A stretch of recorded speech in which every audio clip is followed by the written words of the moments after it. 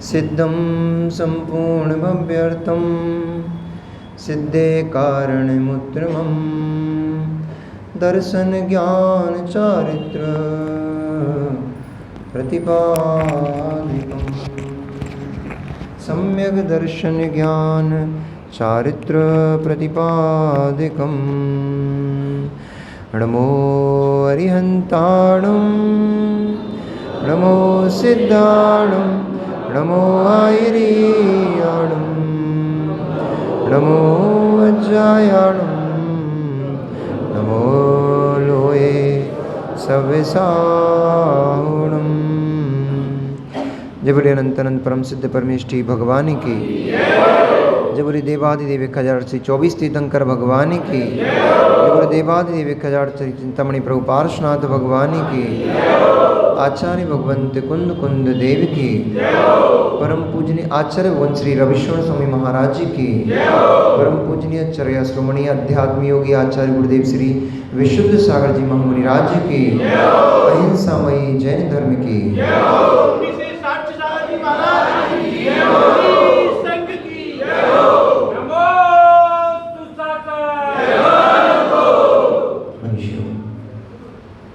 वर्तमान शासन है। भगवान वर्तमान स्वामी के शासन काल में हम सभी भक्तजीवी यहाँ विराजते हैं। महाश्रमण परम भट्टारक पुनः भगवान वर्तमान स्वामी के मुख कमल से निश्चित भागवादिनी भगवती माँ जिनवाणी का हम सभी भव्य जीव यहाँ करुणांजलि लगा करके पान कर रहे हैं। यह भागवादिनी, यह भगवती माँ जिनवाणी सभी जीवों का कल्याण करे, सभी जीवों का मोक्ष मार्ग प्रशस्त करे। पुरुष तो इस भू पर बहुत हुए हैं, पुरुषत्व को प्राप्त हो इस भू पर बहुतों ने किया है, लेकिन उनका पुरुषत्व किसी काम का नहीं। जो पुरुष पर्याय को प्राप्त करके और भोगों में लगकर अपनी इस स्वर्णिम देह को नष्ट करके चले गए, उनका आज इस भूमि पर कोई भी नाम लेने वाला नहीं है। क्या लगता है आपको? कितने पुरुषों ने, कितने जीवों ने इस धरा पर पुरुष पर्याय को प्राप्त किया? कितने जीवों ने इस धरा के ऊपर पुरुष पर्याय को प्राप्त किया, लेकिन उस पुरुष पर्याय को प्राप्त करके उन्होंने लाभ क्या लिया? क्योंकि वस्तु का मिलना महत्वपूर्ण नहीं है, वस्तु का मिलना उतना महत्वपूर्ण नहीं है। वस्तु मिल जाए फिर उस वस्तु से सार प्राप्त कर लेना, इसका नाम जीवन जीने की कला है, इसका नाम विज्ञान है, इसका नाम ज्ञान का क्षयोसम है, ज्ञान की प्रकर्षता है। आज कल तक हम आचार्य भगवंत रविशंकर स्वामी जी के द्वारा रचित उस महान चरित्र पद्म चरित्र के ऊपर प्रकाश डाल रहे हैं। और कल तक हमने जाना कि आचार्य भगवंत ने 6 बिंदुओं के माध्यम से इस संपूर्ण ग्रंथ का व्याख्यान किया है।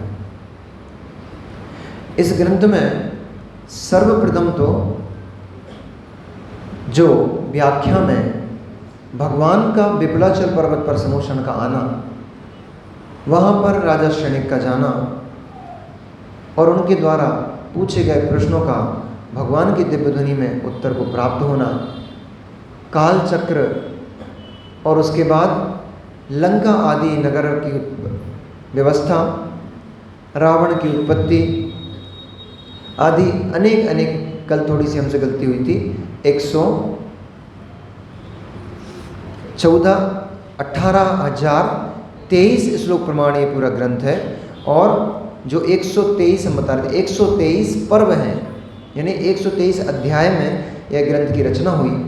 और उस रचना में सर्वप्रथम आचार्य भगवंत रविशंकर स्वामी ने कालक्रम का वर्णन किया। भगवान जिनेन्द्र के मुखारविंद से सबसे पहले कालक्रम का वर्णन आया, क्योंकि जब तक काल को नहीं समझेंगे, समय को नहीं समझेंगे, तब तक उस समय के बीतते बीतते क्या परिवर्तन होता है, इसको कैसे पकड़ पाएंगे। इसलिए आचार्य भगवंत ने यहाँ पर भगवान जिनेंद्र के दिव्य ध्वनि से उस ज्ञान को प्राप्त किया, उस दिव्य शक्ति को प्राप्त किया, जिस शक्ति से उन्होंने पद्मचर्य नाम का ग्रंथ रचना की। चलते हैं मगध देश की तरफ, और उस मगध देश में राजगृही नगरी, उस राजगृही नगरी का वर्णन आचार्यों ने करते हुए लिखा कि वह मगध देश की राजगृही नगरी ऐसी सुशोभित होती थी जैसे कि साक्षात स्वर्ग की नगरी हो। सौधर्म इंद्र की नगरी जैसे सुशोभित होती है, ऐसे ही वह राजगृही नगरी सुशोभित हुआ करती थी।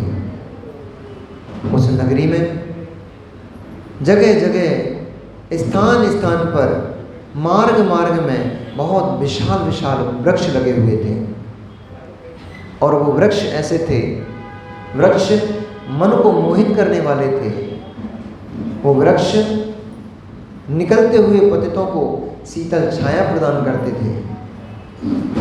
सज्जनों का तो काम शीतलता ही देना होता है। दुर्जन कष्ट देते हैं, सज्जन शीतलता देते हैं। मार्ग में खड़े हुए कांटे के वृक्ष व्यर्थ में ही अपने कांटों को मार्ग पर बिखरा देते हैं। मार्ग में खड़े हुए कांटे के वृक्ष व्यर्थ में ही मार्ग में अपने कांटों को बिखरा देते हैं, जिनसे उस मार्ग पर चलने वालों को चुभन होती है, कष्ट होता है। पर वे वृक्ष धन्य है जो मार्ग में चलने वालों को, पतितों को, जो मार्ग में चलने वाले थके हुए प्राणी हैं, जीव हैं, उनको शीतलता प्रदान करते हैं और शीतल छाया प्रदान करते हैं, साथ ही साथ मिष्ट फल भी प्रदान करते हैं। ऐसी वह राजगृही नगरी जहाँ पर स्थान स्थान पर विशालकाय वृक्ष लगे हुए थे, जो वृक्ष पुष्पों और फलों से अपनी शोभा को दैदीप्यमान कर रहे थे। नगर नगर डगर डगर पर कुएं और बावड़ियाँ बनी हुई थी। उन कुओं से पानी को खींचते हुए स्त्रियां अपने बल, पौरुष और अपनी शक्ति का प्रदर्शन कर रही थी।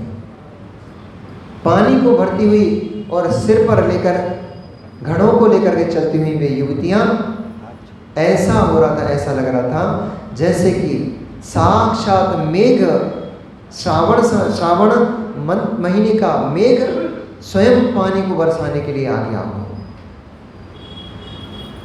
खलिहानों में धान्य के इतने ढेर लगे हुए थे जैसे साक्षात कुबेर ने आकर के और उस धान्य की वर्षा कर दी हो। पग पग पर, स्थान स्थान पर सुख और समृद्धि का वह नगर अत्यंत रमणीक था।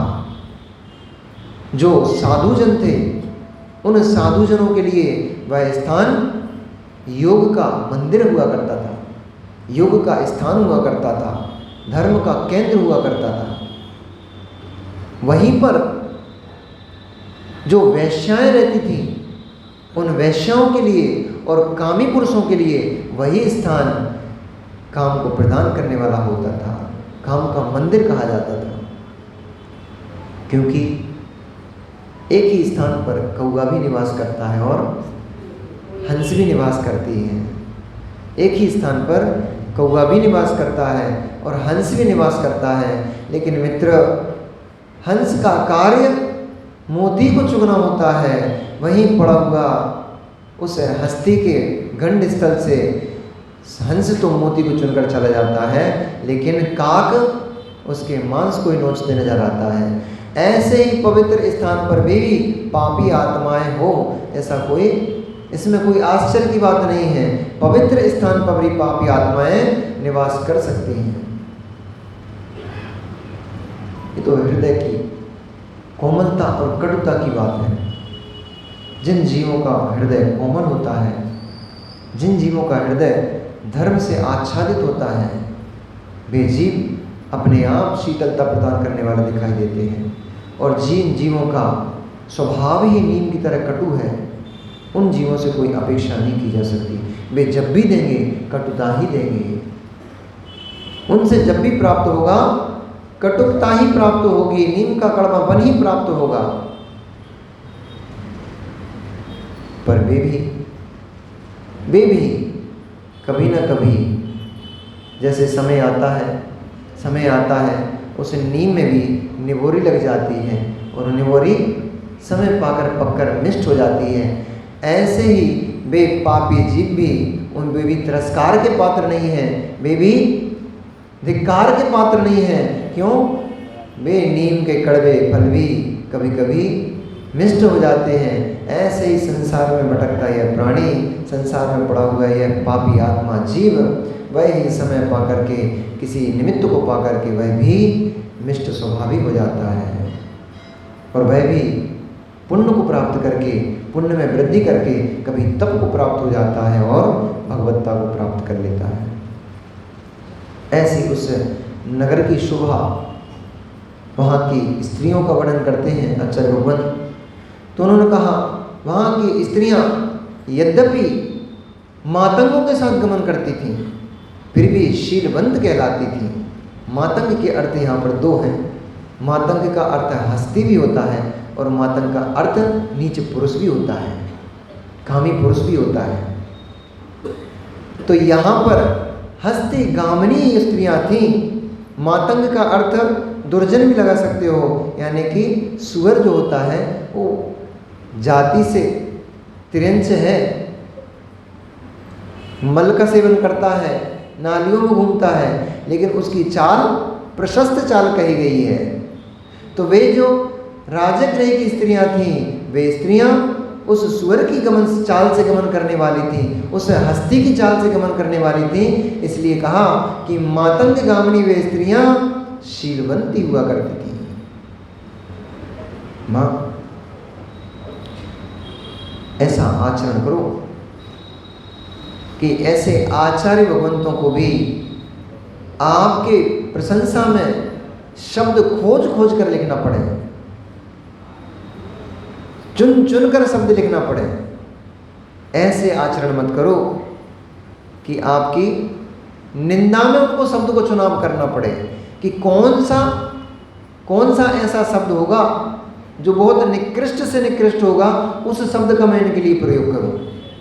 ऐसा न सोचना पड़े आचार्यों को, ऐसा सोचना पड़े कि इनके बारे में यदि मुझे कुछ लिखना है तो ऐसे कौन से उत्कृष्ट शब्दों का प्रयोग करूं ताकि इनके ऊपर वह बैठ जाए, फिट बैठ जाए वह शब्द इनके ऊपर।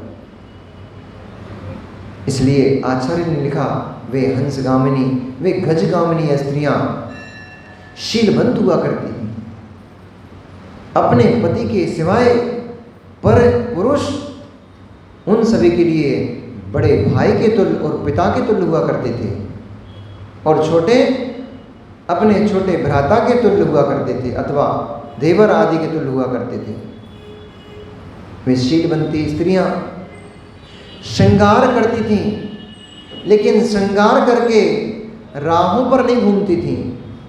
वे शीलवंती स्त्रियां श्रृंगार यद्यपि किया करती थीं, लेकिन श्रृंगार अपने पति को प्रसन्न करने के लिए भवन के अंदर श्रृंगार किया करती थीं। अब सीखना चाहिए वह आपका श्रृंगार, आपका रूप लावण्य कहीं किसी के सील को भंग तो नहीं कर रहा है, क्योंकि रूप देख करके स्वरूप भ्रष्ट हो जाते हैं। रूप देख करके स्वरूप भ्रष्ट हो जाते हैं। आप तो श्रृंगार करके निकल पड़े। शायद मैंने एक दिन और भी बोला था कि मंदिर में कभी अभी देखेंगे पर्युषण पर्व आएंगे तो जितने अभी पर्युषण पर्व जब आएंगे तो जितने सामान्य आप प्रतिदिन मंदिर में आते हो उतने ही असामान्य होकर के आप पर्व के दिनों में मंदिर में आते हो। नहीं होता कैसा? सामान्य दिनों में आप सामान्य वस्त्र पहन करके आओगे, कोई ज़्यादा श्रृंगार करके नहीं आओगे, लेकिन जब पर्युषण पर्व चलेगा, जब महावीर जयंती का पर्व आएगा, जब आदिनाथ भगवान की जयंती आएगी, जब अभी पार्श्वनाथ भगवान का आने वाला है, मुकुट सप्तमी आएगी, उस समय व्रतों को धारण करोगे, उपवास को करोगे, व्रतों को करोगे, स्वाध्याय करोगे, सब करोगे, श्रृंगार करके मंदिर में प्रवेश करोगे। श्रृंगार किसके लिए? श्रृंगार किसके लिए? कल महाराज एक दोहा बोले थे ना, पूत सपूत तो का धन संचय, और पूत कपूत तो का धन संचय। पुत्र सुपुत्र है तो मित्र बहुत धन संचय करने की आवश्यकता नहीं है। वह पुत्र गुणवान है, अपने जीवन को स्वयं समृद्धशाली बना लेगा। और पुत्र यदि कुपुत्र है, आप कितना भी उसके लिए धन संचय करके रख जाओ, कितनी भी संपत्ति रख जाओ, वो व्यसनों में सब नष्ट कर देगा। हमने तो प्रत्यक्ष में उदाहरण देखी, प्रत्यक्ष में उदाहरण देखी। एक ही परिवार में दो पुत्र, एक ही परिवार में दो पुत्र, और घर में अपार संपदा। वे दिन भी उस घर के हमने देखे जब उस घर में घर के आंगन में झूले पे बैठ करके मित्र हमारे खीर खाया करते थे, झूले पे बैठ करके और किससे कहानी सुना करते थे। और इतना वैभव, इतनी संपदा कि स्वयं को शायद पूरे जीवन भी खर्च करें तो भी उस संपदा का खर्च न कर पाते।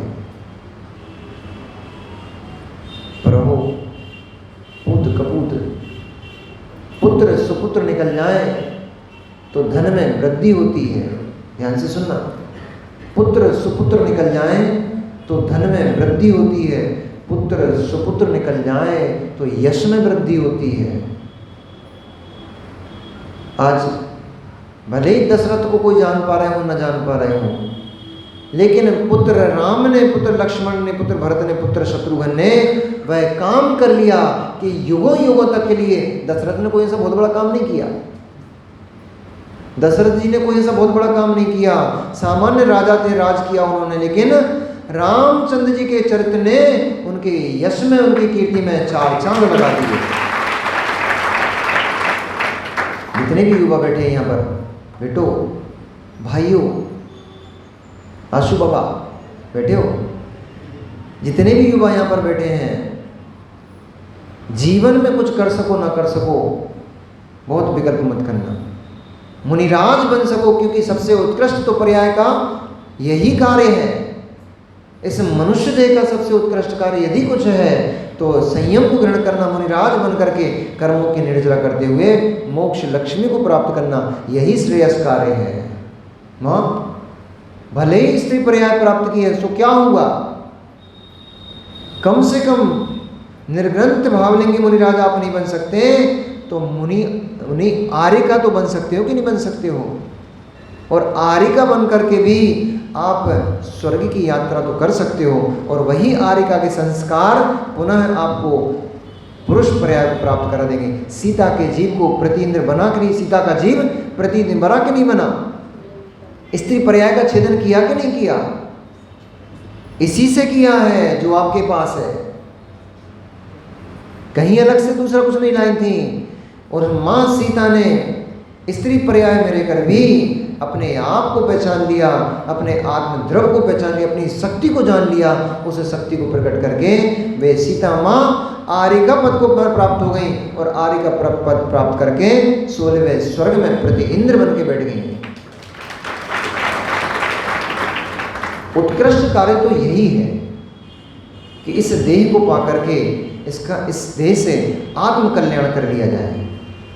फिर भी यदि उस महा दुर्धर, सामान्य नहीं है, सामान्य नहीं है, क्योंकि सफ़ेद साड़ी का पहनना तो सामान्य हो सकता है, हाथ में पिच्छी को लेना ये सामान्य हो सकता है, हाथ में कमंडलू को लेना ये सामान्य हो सकता है, वैसे तो ये भी सामान्य नहीं है, इसके लिए बहुत ताकत चाहिए पड़ती है। एक भजन गाते थे हम लोग, मूड़ मुड़ाना बहुत सरल है, मन मुंडन आसान नहीं। मूड़ मुड़ाना बहुत आसान है, पर मुंडन लेकिन मित्र मुड़मुड़ाना भी बहुत आसान नहीं है। दिन में तारे नजर आते हैं मुड़मुड़ाने में भी, उस तरह से नहीं, हाथों से। जब मुनिराज अपने केसों को निकाल करके सामने पटक देते हैं, वह दृश्य इनकी निष्प्रहता और इनके ममत्व त्याग का, इनका अपने शरीर के प्रति राग के त्याग का परिचायक होता है, प्रदर्शक होता है। और कितनी निष्प्रह प्रवृत्ति, कितनी निष्प्रह वृत्ति है मुनिराज की कि देह से भी इतना राग नहीं है। एक बाल तो निकाल करके देखो, सर से, दाढ़ी मूछों को तो भी छोड़ ही दो, सिर से एक बाल तो निकाल करके देखो। माताओं को तो बाल सबसे प्रिय वस्तु है। अपने शरीर के सारे अंगों उपंगों में से सबसे प्रिय यदि कोई होता है तो उसे माताओं को बाल होते हैं। लेकिन धन्य वे आरिका माँ जो अपने सुंदर केसों को अपने ही हाथ से उखाड़ करके नीचे पटक देती है। ये वैराग्य की उत्कृष्टता है, ये वैराग्य की पराकाष्ठा है। शरीर पे सबसे उत्तम वस्तु, उत्तम जिससे सुंदरता होती है, उसको निकाल करके साइड में पटक दिया। अब जो केस इस शरीर को सुंदर बना देते, उन केसों को ही हमने उखाड़ के फेंक दिया है। शरीर की सुंदरता अब किससे होगी? ये निष्प्रवृत्ति है। इसलिए उत्कृष्ट तो यही है, उत्कृष्ट तो यही है कि उस महान महान दुर्धर इस व्रत को असीधारा व्रत कहा है। यानी तलवार की धार पर चलने जैसा होता है ये व्रत। और मैं तो ऐसा मानता हूँ, आचार्यों ने शायद उस समय ब्लेड का प्रयोग नहीं होता होगा, इसलिए आचार्यों ने सबसे पतली धार तलवार की धार बोलकर उसको बता दिया। मैं तो कहता हूँ पंचम काल में, चतुर्थ काल में तो हो सकता है असीधारा व्रत हो, तलवार की धार पर चलने लायक व्रत हो। पंचम काल में मुनि पद धारण करना यानी ब्लेड की धार के ऊपर चलने के लायक है जैसा है। चौथे काल में तो वज्र विषम नाराज सेनन हुआ करता था, उत्तम सेनन के धारी हुआ करते थे वे लोग, राजा लोग। और मुनि पद धारण करके वन में चले गए। अब महीनों महीनों ना कोई देखने वाला, ना कोई मिलने वाला, ना कोई जलने वाला। उन्होंने यदि इन व्रतों को पाल लिया तो बहुत बड़ा कार्य नहीं किया। ये मुनिराज हाथ जोड़कर हजारों बार नमस्कार करने योग्य हैं। उनकी आंखें तो, योग्य सागर जी, उनकी आंखें तो आंखें नहीं है, उनके तो फूटी कांच के कंचे हैं, कांच के कंचे हैं जिनको मुनिराज में भी मुनिराज दृष्टिगोचर नहीं हो रहे हैं। एक बार, बस एक बार, एक हफ्ते आचार्य विशुद्ध सागर के साथ विहार करके देख लो। जिनको मुनिराज नहीं दिखाई देते ना पंचम काल में, वे केवल 8 दिन बस गुरुदेव के साथ विहार करके देख लें, उन्हें पूरे जीवन के सारे रहस्य पता पड़ जाएंगे और उनको पता पड़ जाएगा कि पंचम काल में मुनिराज होते हैं कि नहीं होते हैं। आप लोगों ने विहार किया ना, विहार कराया था अमित भैया, विहार कराया था ना 3 मुनिराजों का। ऐसी कड़कती धूप में कितनी बार पानी पीते थे, कितनी बार पानी पीते थे। क्षण क्षण में कई तो बोतल, वो हमारा क्या नाम था उसका, अभी तो सर में गमछा, उस गमछे में बोतल बंधी रहती थी। एक कमर में गमछा और एक सर में गमछा, और उस गमछे में बोतल बंधी रहती थी। मित्र, ऐसी कड़कड़ाती धूप में ये मुनिराज विहार कर रहे हैं, गमन कर रहे हैं। स्थान हो सकता है अनुकूल स्थान ही नहीं मिला। ऐसी धूप में रुके थे कि नहीं रुके थे, ऐसी धूप में कुछ स्थान नहीं मिला, टीन शेड में ही रुक गए। ऊपर से सूर्य तप रहा है, उससे टीन आग उगल रही है और नीचे से लपटें चल रही हैं। और मुनिराज आहार करने गए, पहले ही गिलास में अंतराय हो गया। अब सोचो,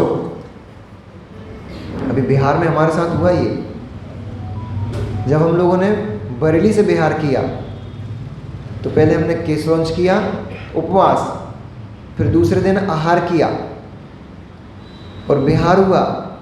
बाड़ी पहुँचे, बाड़ी में पूरा अंतराय। 20 किलोमीटर की यात्रा की, उसके बाद पूरा अंतराय, फिर आगे चले, नहीं केसरौंज किया, उसके बाद अंतराय हो गया था, फिर बाड़ी में आहार हुआ, बाड़ी में आहार हुआ, फिर बाड़ी से चले, रास्ते में 40 किलोमीटर चलने के 35-30 किलोमीटर चलने के बाद हम रुके, वहाँ आहार किया, पूरा अंतराय, केवल थोड़ा सा 1-2 गिलास जल चल पाए, 1-आध गिलास, और पूरा अंतराय।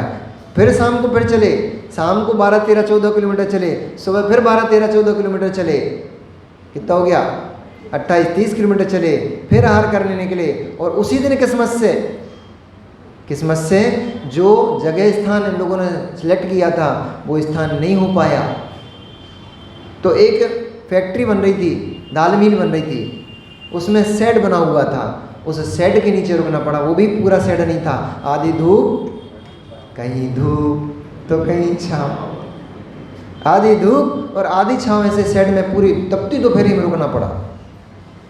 दूसरे दिन का पूरा अंतराय, तीसरे दिन ओबेदुल्लागंज जाकर 60-65 किलोमीटर की यात्रा करने के बाद फिर जाकर के वहाँ पर आहार हुआ। चौथे दिन भोजपुर पर पूरा अंतराय, 5वें दिन भोपाल पहुँच करके फिर जाकर के आहार हुआ। यानी 9 दिन में लगभग 9 दिन में मात्र 3 दिन आहार हुए थे और 150 किलोमीटर का बिहार हुआ था।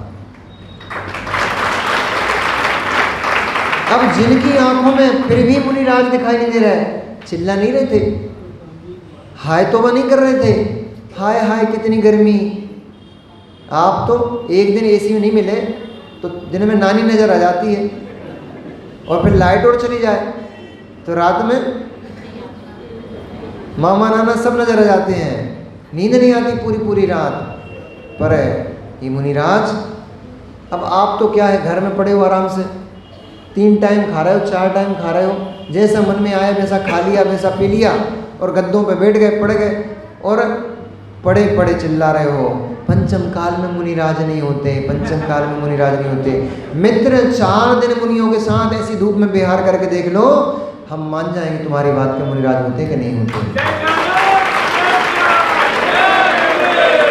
अरे तुम जैन होकर के, जैन कुल मुत पर होकर तुम्हें श्रद्धा नहीं है, तुमसे भले तो बेलोग हैं, कम से कम नगर नगर में, गांव में इस बिहार को देख के, नग्न मुद्रा को देख करके दरिद्री लोग भी, व्यसनी से व्यसनी लोग भी हाथ जोड़कर नमस्कार करने खड़े हो जाते हैं।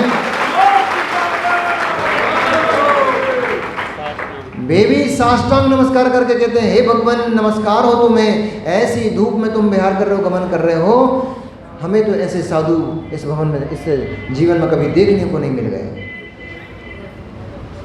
तुम्हें फिर भी मुनिराजों के अंदर दर्शन नहीं हो रहे हैं। तुम्हारी आंखें नहीं है, तुम्हारी आंखें तो बरसात में बन गए भरके हैं। भरके समझते हो? भरका नहीं समझते? अरे खेतों में पानी के बहने से जगह जगह गड्ढे हो जाते हैं, बड़े बड़े जगह जगह गड्ढे हो जाते हैं, मिट्टी के बह जाने से गड्ढे हो जाते हैं। ऐसे हम नहीं कह रहे, नहीं तो कल हम सभी हमको लड़ने जाओ हमसे। आचार्य भगवंत रविशंकर स्वामी ने लिखा इस ग्रंथ में कि बेजीव धिक्कार के योग्य जीव हैं, बेजीव धिक्कार के योग्य जीव हैं जिन्हें पंचम काल में मुनिराजों के दर्शन नहीं होते हैं। उन जीवों का जीवन नरक के समान समझना चाहिए, उन जीवों का जीवन धिक्कार समझना चाहिए जिन जीवों को ये मनुष्य देह प्राप्त करके भी उसको वे जीव इस देह को भोगों में नष्ट कर डालते हैं, उससे कुछ सार प्राप्त नहीं करते हैं। आचार्य भगवंत ने लिखा कि उन जीवों का जीवन तो व्यर्थ का है। आपके हाथ नहीं है, बांस के डंडे हैं। आपके मतलब जो उन लोगों के, उन जीवों के हाथ नहीं है, उन जीवों के हाथ तो बांस के डंडे हैं जिन जीवों के हाथ मुनिराजों के हाथ पर ग्रास नहीं रखते हैं। जो हाथ दान के लिए नहीं खुलते हैं वे हाथ नहीं है, वे तो व्यर्थ के बांस के डंडे समझना चाहिए। जो पैर तीर्थ वंदना के लिए नहीं निकलते हैं, जो तीर्थ गुरु वंदना के लिए नहीं निकलते हैं, जो पैर जिन्हें भगवान के दर्शन के लिए नहीं चलते हैं, वे पैर केले के व्यर्थ स्तंभ के समान समझना चाहिए। जैसा केले के छिलके छीलते जाओ उसमें कोई सार नहीं निकलता है, ऐसे ही उनके पैरों का क्या सार जो भगवान की वंदना के लिए नहीं जाते हैं। बे आंखें नहीं है, इसी से बोला था मैं, बे आंखें नहीं है, वे तो कांच के कंचे हैं। जो आंखें भगवान जिनके दर्शन को नहीं प्राप्त होती हैं, वे आंखें जो मुनिराजों के दर्शन नहीं करती हैं, जिनवाणी का स्वाध्याय नहीं करती हैं, वे आंखें नहीं, वे तो कांच के कंचे हैं। और वो मस्तक नहीं है, वो तो सड़ा हुआ नारियल का खोल है। उपमाएं देखो आप तो, आदमी को कहाँ चोट करना है। ये हमारे आचार्य भगवंत से अच्छा कोई नहीं जानता कि कैसे व्यक्ति को कैसे समझाना है। ये प्रज्ञावंत पुरुषों का कार्य है। उन्होंने कहा वो मस्तक तो सड़े हुए नारियल के खोल के समान है, जिस मस्तक में जिनवाणी नहीं घुसती है, जिस मस्तिष्क में भगवान के, जो मस्तक भगवान के चरणों में झुकता नहीं है, जो मस्तक गुरुओं के चरणों में नहीं झुकता है, जो मस्तक विनयी नहीं होता है, श्रेष्ठ पुरुषों के आगे झुकता नहीं है, वो मस्तक तो सड़ा हुआ नारियल का खोल है। एक अंग का वर्णन किया उन्होंने, एक अंग का वर्णन, कानों का बोला, कानों के लिए भी बोला कि वो कान तो कमल की नाल होती है ना, कमल की नाली के समान है, जिसमें मल मूत्र और दुर्गंध में वस्तु प्रवेश करते हैं। ऐसी वह नाली समझना चाहिए। उन जीवों के कान ही कान हैं जिनके कानों में तत्व का अमृत घुलता है, बाकी तो सभी के कान नाली के समान समझना चाहिए। इसलिए एक अंग की महत्वता बताते हुए यहाँ आचार्य भगवंत ने इस पर्याय की श्रेष्ठता को बताया है कि इस पर्याय से श्रेष्ठतम कार्य यही है कि इस पर्याय से महाव्रतों को धारण किया जाए और मोक्ष मार्ग प्रशस्त किया जाए। फिर भी यदि कोई जीव उसकी अनुकूलता नहीं है, महाव्रतों को धारण नहीं कर सकता है, तो उसको कम से कम अनुव्रतों को धारण करना चाहिए। अनुव्रत भी धारण नहीं कर सकता है तो कम से कम जिन मार्ग का अनुसरण तो उसको करना चाहिए। जिनेंद्र भगवान द्वारा जो 8 मूल गुण आदि कहे गए हैं, उन 8 मूल गुणों का तो कम से कम पालन करना चाहिए। कम से कम 7 व्यसनों का तो कम से कम त्याग करना चाहिए। रात्रि में भोजन का तो त्याग करना चाहिए। वे तो जैन नाम के हैं, JAIN, वे तो केवल JAIN मात्र हैं। जिनके घरों में रात्रि में भोजन बनता हो, वे तो जैन कहलाने के लायक नहीं है, क्योंकि जैन का मूल सिद्धांत है। वे लोग क्या जैन कहलाएंगे? बिस्लरी की बोतल निकाली, गट पानी पी गए, तुम्हें कैसे जैन कहें? जो छना पानी नहीं पीता है, जिसके अंदर इतना भी करुणा नहीं है कि एक बूंद, ये नए बच्चे ना, इनको नए तरीके से समझाना पड़ेगा। साइंस ऐसा कहती है कि एक बूंद अनछने पानी में 36,450 जीव होते हैं। मित्रों, ये तो वो जीव हैं जो माइक्रोस्कोप से देखे जा रहे हैं, तरस जीव हैं जो माइक्रोस्कोप के से भी देखे नहीं गए, उसके लेंस की पारदर्शिता में भी जो नहीं आए हैं। ऐसे कितने जीव हैं जो माइक्रोस्कोप में देखे गए? वे तो 36,450 गिन पा रहे हो तुम, उन्हें तो कम से कम तुमने गिन लिया। लेकिन ऐसे कितने जीव हैं जिन्हें माइक्रोस्कोप से भी नहीं देखा जा पा रहा? असंख्यात जीव हैं, असंख्यात जीव हैं एक बूंद अनछने पानी में। अब सोचो, कहाँ तुम जैन कहलाओगे? जैन करुणाशील होता है, दयावंत होता है। तुम्हारे अंदर इतनी भी करुणा नहीं कि 36,450 तरस जीवों की तुम रक्षा कर लो। कम से कम इतनी गिन लो जो साइंस गिना रही है। हम तो असंख्यात बोल रहे हैं। जैन आगम में तो लिखा है कि एक बूंद अनछने पानी में असंख्यात जीव होते हैं। माँ, आपने कथा पढ़ी होगी कि एक माँ, बुंदेलखंडी माँ, पानी को छान रही थी। उस पानी की बिलछानी नीचे फैल गई। कितने घर भव खराब हुए थे उसके? 7 भव कुकरी बनी थी, 7 भव सुकरी बनी थी, 7 भव गधी बनी थी, 7 भव वैश्या बनी थी, और भी थे। 49 भव खराब हुए थे। 7 7 7 7 7 7 करके ऐसे 7 भव, 49 भव केवल बिलछानी नीचे गिरने मात्र से 49 भव उस जीव के खराब हो गए थे। अब लगाओ, तुमने तो उठाया, मटके में से गिलास भरी और फ्रिज में से बोतल निकाली और उठाई, गट गट गट गट पानी सीरा अंदर, चुल्लू भर पानी नीचे गिरने से 49 भव खराब हो जाते हैं। तो जितना तुम पानी फैला देते हो, जितना बर्बाद करते हो, बाल्टियों पर बाल्टी, टंकियों पर टंकी पानी फैलाते हो, तुम्हारे कितने भव खराब होंगे।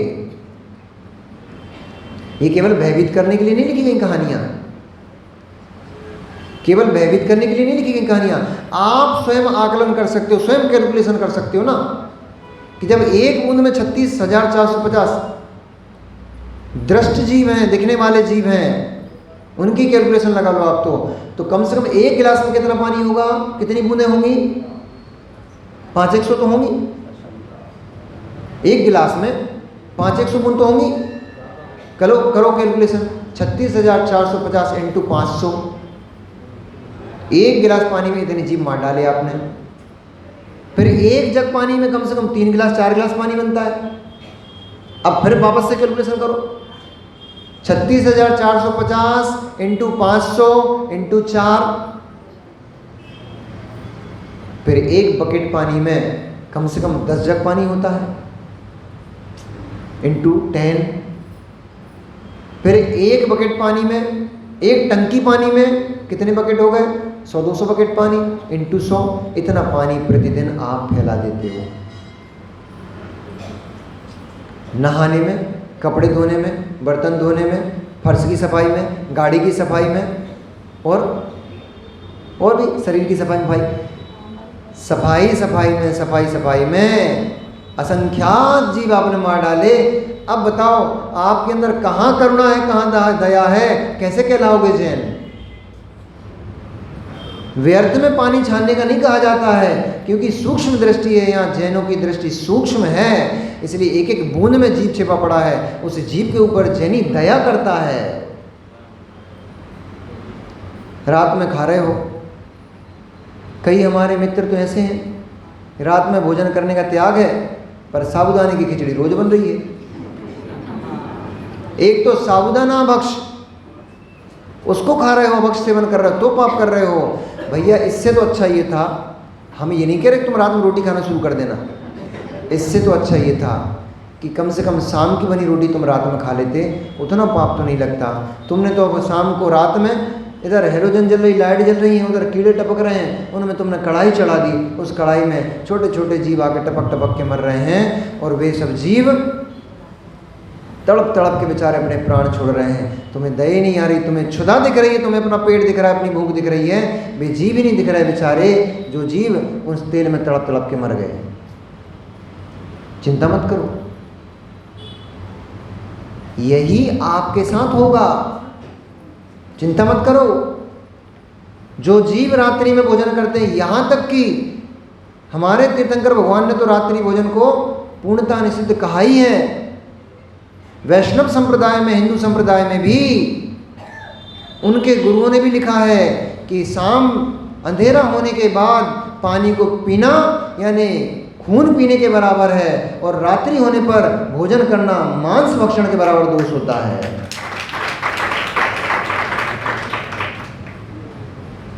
अब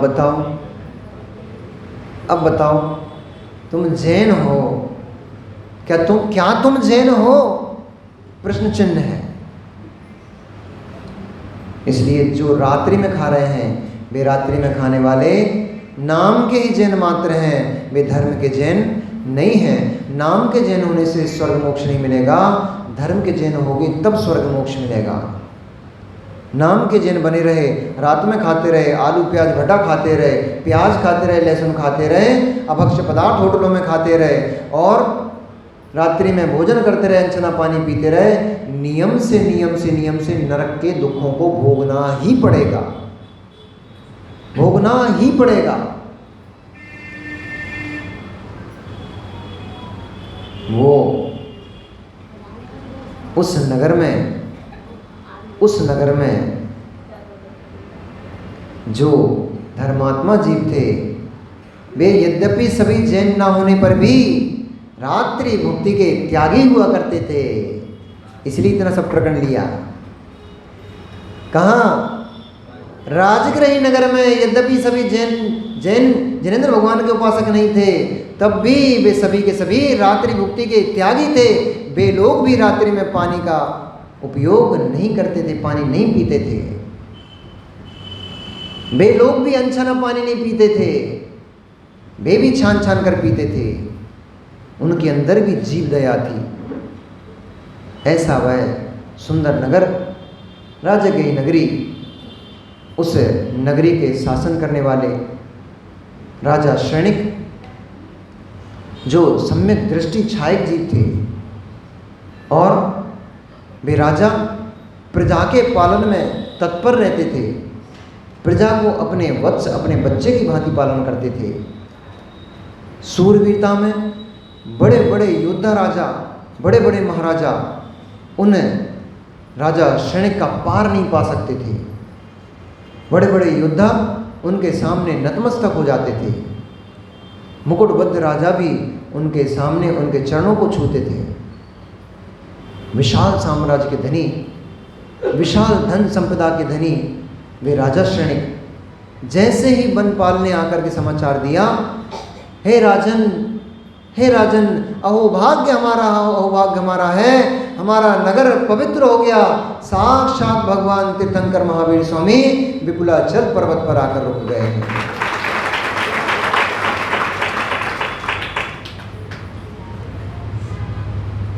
भगवान जिनेंद्र के आने का समाचार सुनते ही राजा श्रेणिक के पैरों में तो पंख लग गए।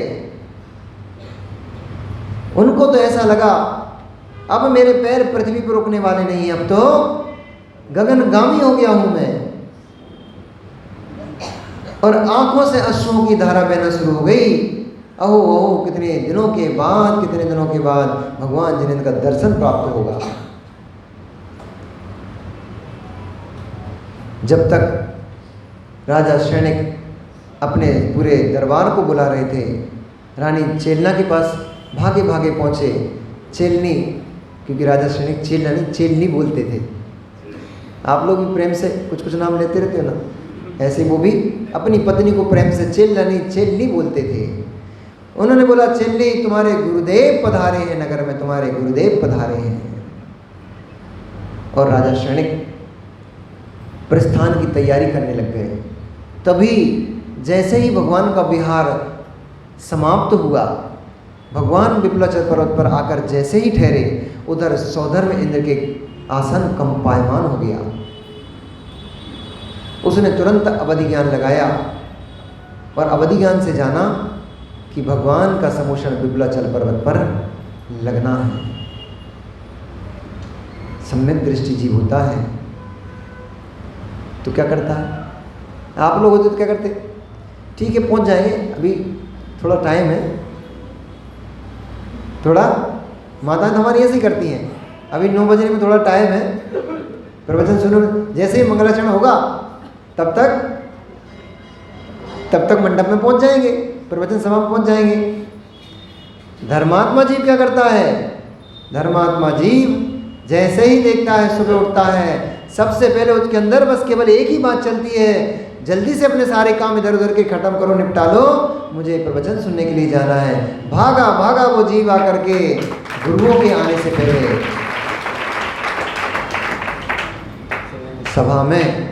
सभा में एक अच्छी सभा का लक्षण ये होता है, भक्तों की सभा का लक्षण ये होता है, और जो जिन भक्त हैं उनकी सभा का लक्षण होता है गुरु के मंच पर आने से पहले सभासद पहुंच चुके होते हैं।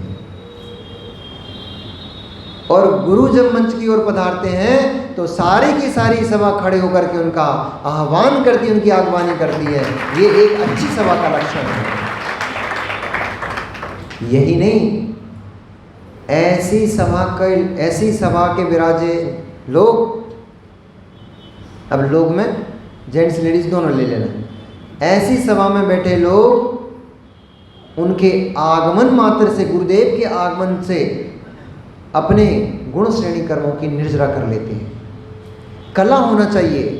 मैंने शुरू में आपको एक बात बोली थी ना कि मैं आपसे कोई तपस्या नहीं कराऊंगा, कोई उपास नहीं कराऊंगा, मैं आपको ऐसे ऐसे साधन बताऊंगा जिनमें आपको कुछ भी नहीं करना और आप कर्मों की निर्जरा करोगे, पुण्य कर्म का आश्रम करोगे, बंद करोगे। इसमें क्या करना पड़ा बताओ? पानी छोड़ा, उपवास किया, ऊन उदर किया, रसों का त्याग किया, कुछ किया। बहिरंग रूप तब कुछ भी नहीं किया, अंतरंग रूप विनय तप किया। विनय तप है, विनयो मोक्ष द्वार कहा है, विनय मोक्ष का द्वार कहा है। ये विनय तप था। गुरु के आने से पहले उस स्थान पर पहुंच जाना चाहिए जिस स्थान पर आकर के गुरु विराजमान होने वाले हैं। गुरु जैसे ही दिखाई दें अपनी आसन छोड़ करके खड़े हो जाना चाहिए, ये विनय है। गुरु के आते ही, श्रेष्ठ पुरुषों के आते ही अपना आसन उनको प्रदान कर देना चाहिए। स्वामी जी आइए विराजिए इसके ऊपर। हम लोगों के लिए भी विनय है, जैसे गुरु पधारे, श्रेष्ठ पुरुष पधारे तो उनका पाटा पिच्छी से मार्जन कर देना और उनको आसन देना, स्वामी जी आइए विराजिए, ऐसा कहना ये हम लोगों के लिए भी असंख्यात, आपके लिए गुण श्रेणी कर्मों की निर्जरा होगी, हमारे लिए तो असंख्यात गुण श्रेणी कर्म निर्जरा का साधन बनती है। अपनी तो दुकान होलसेल की ना, हम लोग थोक विक्रेता हैं, फुटकर काम नहीं करते, थोक वाला काम करते हैं। तो ऐसा जैसे ही स्वर्ग में सौधर्म इंद्र का आसन कंपित हुआ, सौधर्म इंद्र ने जाना भगवान विपुलाचल पर्वत पर जाकर ठहर गए हैं, वहीं उनका समुषण सजेगा। तुरंत ही अपने आसन से उठता है और उठ करके 7 कदम आगे चल करके सबसे पहले भगवान को नमस्कार करता है। नमस्कार करके फिर कुबेर को आज्ञा करता है कि जा करके समुषण की रचना की जाए। अब आप बोलोगे जब तक भगवान खड़े ही रहे क्या? अरे तो तुम्हारे हमारे जैसी व्यवस्था थोड़ी है कोई कि ड्राइवर को बुलाएंगे, फ़ोन लगाएंगे, फिर ड्राइवर बोल रहा है हम आ रहे हैं भैया, अभी नाश्ता कर रहे हैं, फिर ड्राइवर आएगा, फिर गाड़ी वाड़ी साफ़ होगी, फिर गाड़ी गैरेज से बाहर निकलेगी, बोले हमारे भैया जी वो पेट्रोल तो कम पड़ गया, फिर पेट्रोल लेने जाएगा। ऐसा काम नहीं होता वहाँ पे तो। अरे बैक्टीरियक शरीर है उनके पास, तो विक्रिया रिद्धि है उनके पास, तो कितनी सारी रिद्धियाँ होती हैं, तो वे तो एक पलक झपकते सारे काम हो जाते हैं। जैसे ही सौधर्म इंद्र की आज्ञा हुई, पलक झपकते कुबेर सामने आ गया और पलक झपकते ही ऐरावत हाथी सामने आ गया और पूरा स्वर्ग का जितना वैभव था सौधर्म इंद्र के पास, सारे वैभव के साथ सौधर्म इंद्र उस ऐरावत हाथी के ऊपर आरूढ़ हो गया, समोषण के लिए प्रस्थान करने लग गया।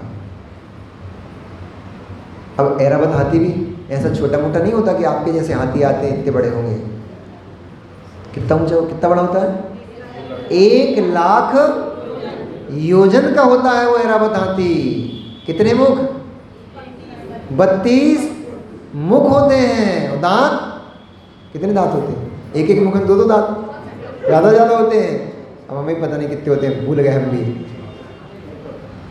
और उन दांतों पर सरोवर बने हुए हैं। उन दांतों पर एक काल्पनिक विषय नहीं है, कारण ये है क्योंकि वो वैक्रियक है, विक्रिया से बनाया जाता है। देव ही होता है जो देव ऐरावत हाथी बनता है। उसके दांतों पर तालाब है, सरोवर है। उन सरोवरों के मध्य में कमलियाँ हैं, कमल बने हुए हैं और उन कमलों पर एक एक कमल के ऊपर देवांगनाएं नृत्य करती रहती हैं। और इतना विशाल, अब 1 लाख योजन का होगा, छोटा मोटा तो होगा ही नहीं, बड़ा ही होगा। आपका तो पूरा जम्बूद्वीप कितना बड़ा है? 1 लाख योजन का जम्बूद्वीप है, यानी पूरा जम्बूद्वीप समझ आएगा इतना बड़ा।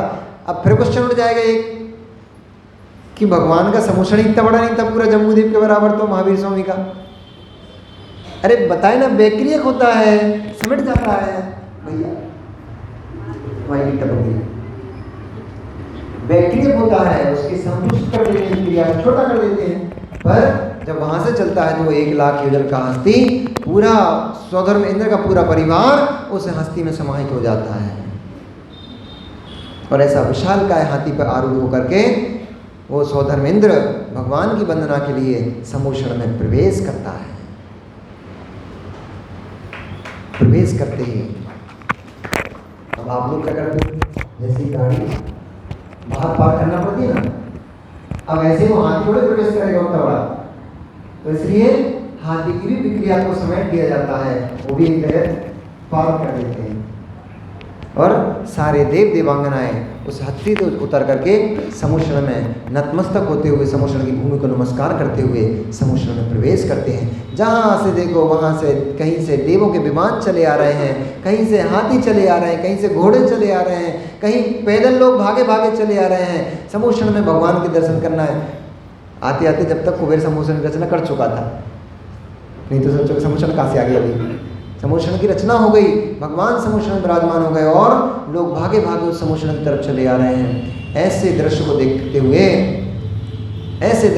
हुए क्षणिक राजा क्षणिक पूछता है अपने मंत्री से कि मंत्री आज क्या है, नगर में क्या उत्सव है, क्या नगर में कोई उत्सव है क्या, तुमने मुझे कुछ बताया ही नहीं, ये लोग क्यों भागे जा रहे हैं। बोले महाराज महाराज महाराज, जिसके लिए आप भागे जा रहे हो उसी के लिए ये पूरी प्रजा भी भागी जा रही है। जैसे आप पूरे दल बल के साथ समोषण के लिए जा रहे हो, वैसे ही नगर के प्रत्येक प्राणी समोषण के लिए भागे जा रहे हैं। उनको भी भगवान जिनेंद्र के दर्शन और वंदना करने का सौभाग्य प्राप्त करना है। समोषण भूमि को देखते ही सैनिक अपने हाथी से नीचे उतर जाते हैं। समुषण भूमि को समुषण को देखते ही राजा सैनिक अपने हाथी से नीचे उतर जाते हैं और नीचे उतर करके नमस्कार करते हुए समुषण में प्रवेश करते हैं। अहंकारी लोग होते हैं, मान कसाई लोग। मंदिर को आप समुषण मानते हो कि नहीं मानते हो? मानते हो? मंदिर को समुषण मानते हो कि नहीं मानते हो? क्योंकि समुषण में क्या क्या होता है, भगवान होते हैं, वहाँ दिव्य ध्वनि खिड़ती है और सभा लगी होती है, मुनि आदि का श्रावक श्राविका, ठीक, सभा लगी होती है। आपके मंदिर में भगवान विराजमान है, जिनवाणी माँ विराजमान है, मुनि आदि विराजमान है अथवा श्रावक श्राविकाएँ विराजमान हैं। आपका मंदिर भी समुषण है। उसके सामने से निकलते हुए अगर आपके पास इतना समय नहीं भी हो कि मंदिर में प्रवेश करके भगवान को नमस्कार करके आ पाओ, तो कम से कम इतना तो कर लिया करो कि मंदिर के सामने से जब निकलो 1 सेकंड के लिए अपनी गाड़ी वाहन को खड़ा करके भगवान को एक धोख तो दे लिया करो और धोख दे करके फिर आगे बढ़ जाया करो। इतने हैं, मतलब स्वधर्म इंद्र से भी बड़े वाले हैं। वो तो कम से कम अपने बाहर को दूर पार्क करके आया, खड़ा करके आया और भगवान जिनेंद्र के समुषण के दर्शन करते ही सबसे पहले नतमस्तक हो गया। नतमस्तक होकर भगवान को समुषण को नमस्कार किया, फिर प्रवेश किया। हम लोग उससे भी बड़े वाले हैं। मतलब इतना अहंकार इस आदमी के अंदर, इस जीव के अंदर है कि भगवान के मंदिर के सामने से निकल जाता है, सिर भी नहीं झुका पाता है। कितना आपका दुर्भाग्य है। जो झुकाते उनका नहीं है, जो नहीं झुकाते उनका। कितना दुर्भाग्य है, कितना दुर्भाग्य है।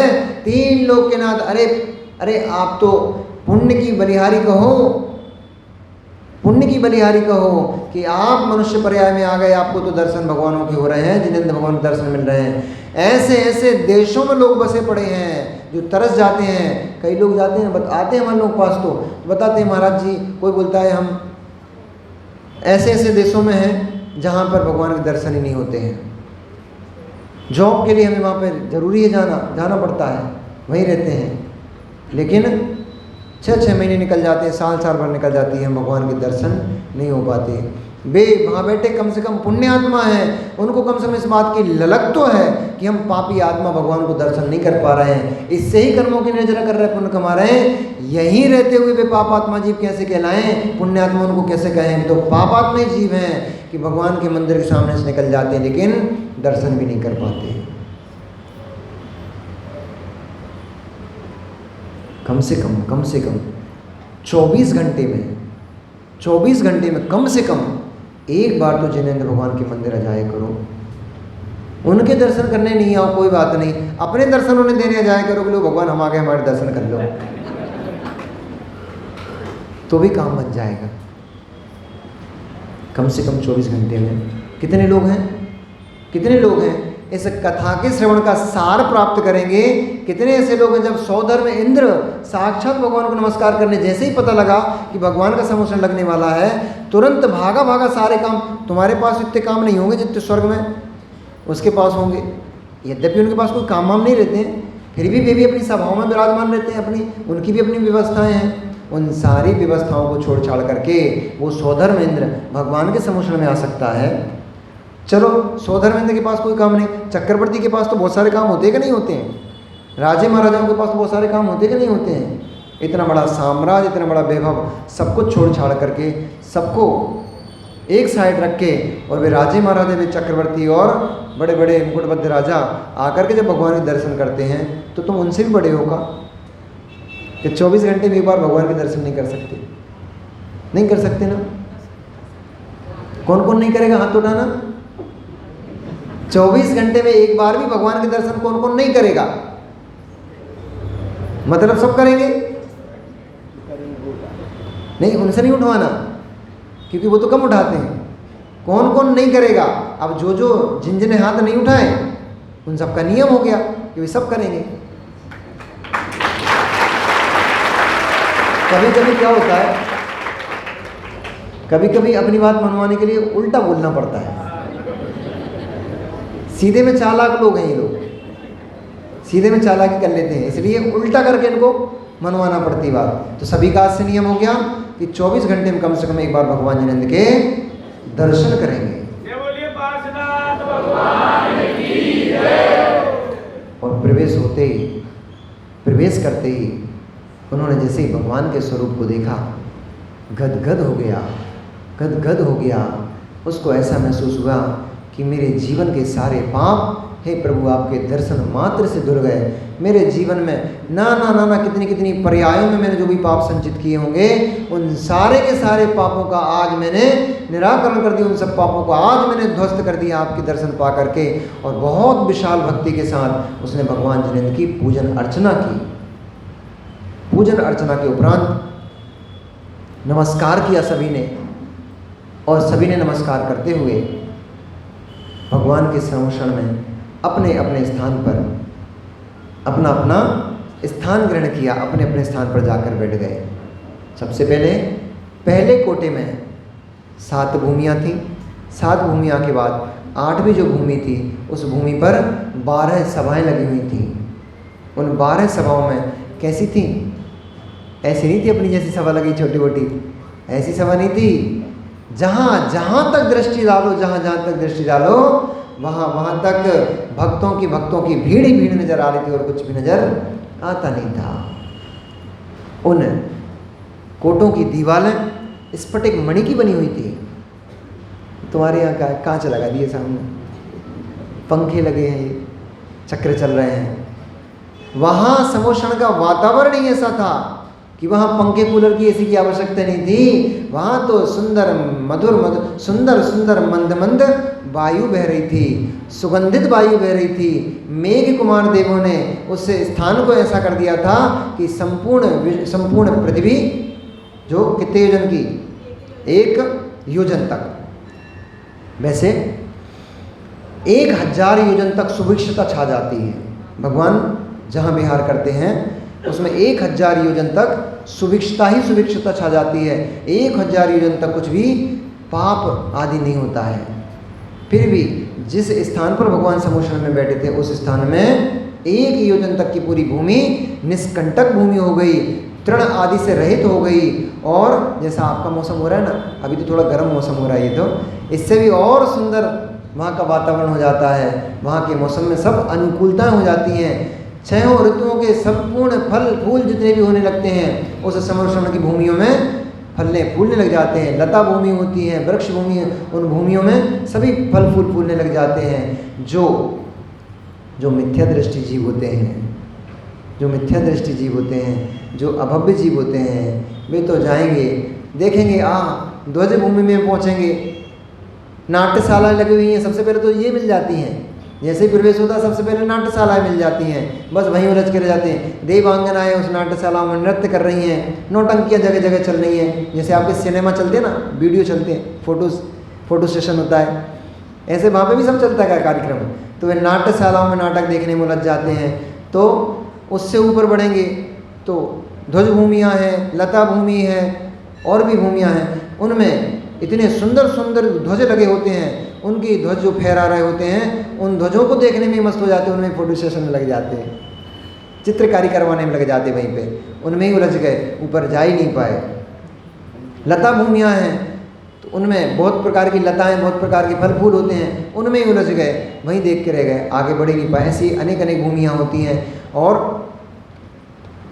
कल्प वृक्ष भूमि है, जो रागी लोग होते हैं जीव, वो कल्प वृक्षों से अपनी इच्छाओं की पूर्ति में उलझे रहते हैं, उनको मतलब ही नहीं है कि ऊपर आगे चल के क्या होने वाला है। वो सब तो इन्हीं इन्हीं चीज़ों में, जैसे आप लोग जाते हैं ना पंचकर्णक देखने, ओह समय तो बहुत सारा हो गया, जैसे आप लोग जाते हैं ना पंचकर्णक में, तो भगवान के दर्शन करें बहुत है, फिर कहीं वो झूले वूले लगे रहते हैं, हिडोले, वो झूलने में लगे जाते हो, कहीं दुकानें लगी रहती हैं चूड़ियों मुड़ियों की, रोटी बेलना मिलना की, और वो बेलना मिलना खरीदने में लग जाती हो, तो कहीं चाट पकौड़ी की दुकान लगी होती है उसमें लग गई, कहीं गन्ने की चरखी लगी तो गन्ना पीने में लग गए। इसके लिए गए थे क्या समोशन में, पंचकर्णक में इसके लिए गए थे क्या? ये तो पूरे ब्रह्मांड में भरे पड़े हैं, इनके लिए पंचकर्णक में नहीं जाना पड़ता। पंचकर्णक में तो ये देखने जाना पड़ता है भगवान कैसे बनते हैं। अब गए थे भगवान कैसे बनते हैं ये देखने, और आ गए गन्ने का रस पी के, तो बोले संसारी कैसे बनते ये सीख के आ गए। ऐसे ही समोषण में भी सबका प्रवेश नहीं हो पाता है। सब जो जो जो निकट भव्य जीव हैं, जिनका कल्याण शीघ्र होना है, ऐसे ही जीव समोषण में प्रवेश करते हैं, बाकी सभी जीव तो घूम फिर के वापस हो जाते हैं। उस समोषण में जो 12 सभाएं लगी हैं, सबसे पहले वहाँ पर किसकी सभा होती है? सबसे पहले मुनिराजों की सभा होती है। गणधर परमेष्टि के साथ सबसे पहली सभा में मुनिराज विराजमान होते हैं। फिर द्वितीय सभा में, दूसरी सभा में वैमानिक यानी स्वर्ग की देवियां विराजमान होती हैं। फिर तीसरी सभा में आरिका माता जी की सभा होती है, आरिकाएं विराजमान होती हैं। चौथी सभा में ज्योतिष के देवों की देवियां होती हैं। पांचवी सभा में व्यंतरों की देवियां होती हैं। छठवीं सभा में भवनवासियों की देवियां होती हैं। सातवीं सभा में ज्योतिष के देव होते हैं। आठवीं सभा में व्यंतरों के व्यंतर देव होते हैं। नौवीं सभा में भवनवासी देव होते हैं। 10वीं सभा में कल्पवासी देव होते हैं। और 11वीं सभा में मनुष्य आप लोग विराजमान होते हैं। मनुष्य सब एक साथ मनुष्य विराजमान होते हैं। और 12वीं सभा में त्रियंश विराजमान होते हैं। ऐसी वह सभा जिसमें कोई भेद नहीं, कोई भाव नहीं, जैसी ये सभा लगी हुई है। कौन जयसवाल, कौन पोरवाल, कौन परवाल, कौन क्या, कोई मतलब नहीं। हमें तो केवल राम कथा से प्रयोजन है। ऐसे ही कितना आनंद है, देखो कितने अच्छे लग रहे सारे चेहरे, देखो। ऐसे ही भगवान के समोषण में कौन कौन सा देव है, कौन कौन सी देवी है, कहाँ के हैं, कहाँ से आए, उससे कोई प्रयोजन नहीं। वो तो बस टकटकी लगा करके भगवान जिनेंद्र के मुखारविंद की ओर देखते रहते हैं, उनकी आकृति को देखते रहते हैं। अहो अहो अहो भगवान की निष्प्रता कि वे भगवान उस 8वीं भूमि के ऊपर 3 कटनियाँ, और उन कटनियों के ऊपर कमलासन के ऊपर वे भगवान अधर में 4 अंगुल उस भूमि से ऊपर बैठे हुए, उस कमल से ऊपर बैठे हुए हैं। अब आगे कैसी भी कटनियाँ हैं, कैसा भगवान का सिंहासन है, और फिर सभा में बैठे लोगों की जिज्ञासाएं क्या उत्पन्न हुई, उन्होंने भगवान से क्या प्रश्न किए, फिर उसके उत्तर में भगवान ने क्या कहा, कल जानेंगे आफ्टर अ स्मॉल ब्रेक। तब तक के लिए बस समोषण में चलो और अनुभवन करो। आज पूरे दिन अनुभवन करना कि वह समोषण में प्रवेश हमारा हो गया है। अब कल भगवान के सर्वांग से दिव्य ध्वनि का श्रवण करेंगे, अमृत का पान करेंगे। भगवान महावीर स्वामी की